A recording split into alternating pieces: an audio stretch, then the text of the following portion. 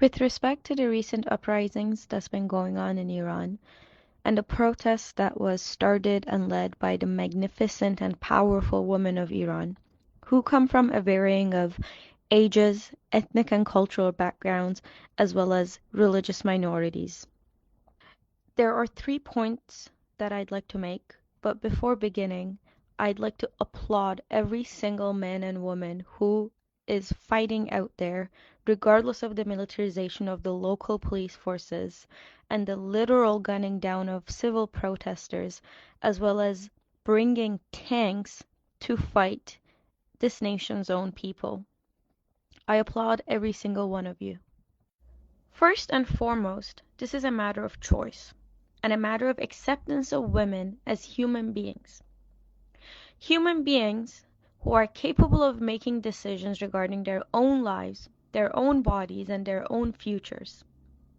It is not a matter of veiling or unveiling, not a matter of hijab. It is a matter of recognition of women as humans on a social, economic, and legal arena. That they are human beings capable of thought, reason, capable of decision making regarding their own bodily autonomy.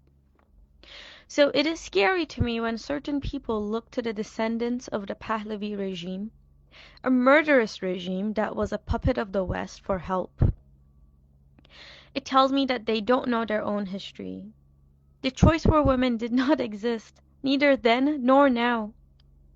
Just as the current fascist government is forcing veiling, the Shah was forcing unveiling through the farce ideology of modernity.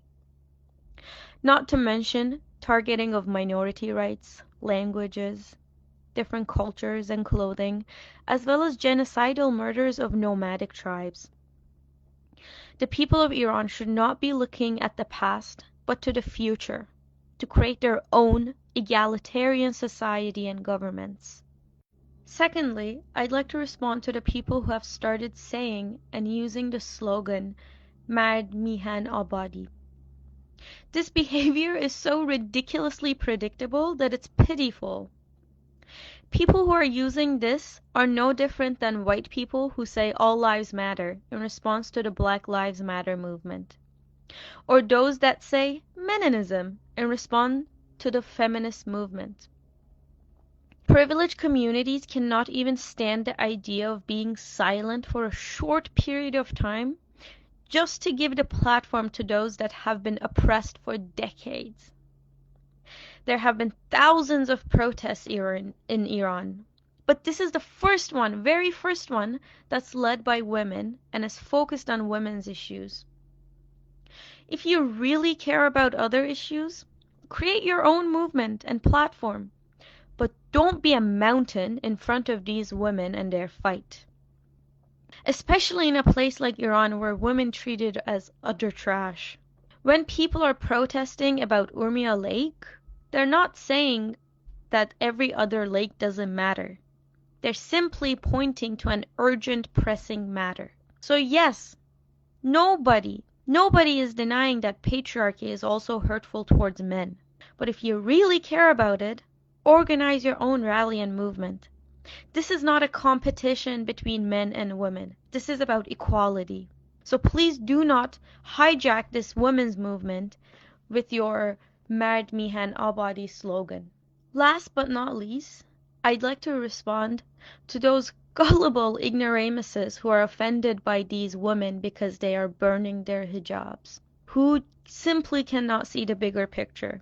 This is another reactionary behavior that those insecure believers try to bring into the picture to misguide and missymbolize this women's movement. Burning of the veil is a symbol of rebirth, like the phoenix. It is their freedom. These women have been chained down with the hijab. They've been assaulted and raped with the hijab.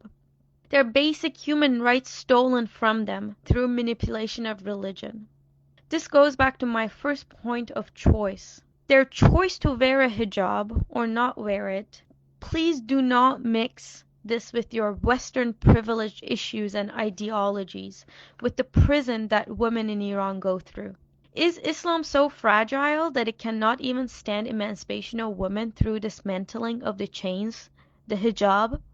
Or is it your faith in Islam that's fragile?